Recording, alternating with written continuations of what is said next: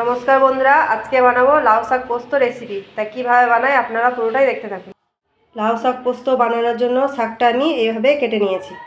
শাকটা কেটে নেওয়ার পর পরিষ্কার করে ধুয়ে নিয়েছি। তো শাকটা আমি সিদ্ধ বসিয়ে দেবো। এবার লাউ শাকটা কড়াইয়ের মধ্যে দিয়ে দেবো।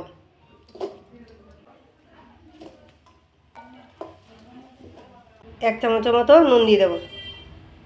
এবার পরিমাণ মতো জল দিয়ে দেবো।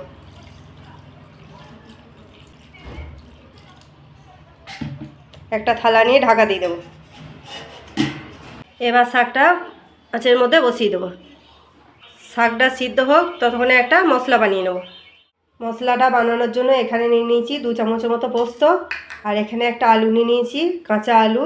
আলুটাকে খোলাটা ছাড়িয়ে কেটে ধুয়ে পরিষ্কার করে নিয়েছি, আর 3টে কাঁচা লঙ্কা। এইগুলো সব বেটে নিয়ে এসে আপনাদের দেখাচ্ছি। এই যে বন্ধুরা, পোস্ত, আলু আর কাঁচা লঙ্কা বেটে নিয়ে চলে এসেছি। এবার শাকটা সিদ্ধ হয়েছে নাকি দেখে নেব।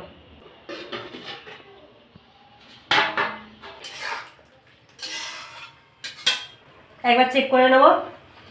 এই যে বন্ধুরা, সিদ্ধ হয়ে গেছে। এবার নামিয়ে নেব। নামিয়ে জলটা ঝরিয়ে নিয়ে আপনাদের দেখাচ্ছি। জল ঝরিয়ে নিয়েছি। এবার লাউ শাকটা ভেজে নেব। কড়াইয়ে সর্ষের তেল দিয়ে দেবো।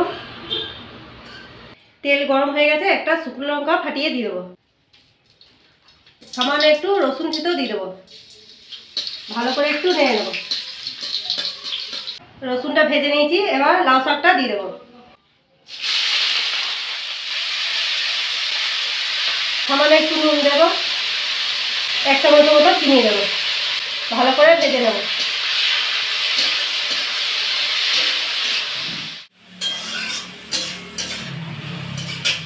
লাউ শাকটা ভালো করে ভেজে নিয়েছি। এবার দিয়ে দেবো, এখানে আছে পোস্ত, কাঁচা লঙ্কা, আলু বাটা দিয়ে দেবো। ভালো করে একটু নেড়ে নেব।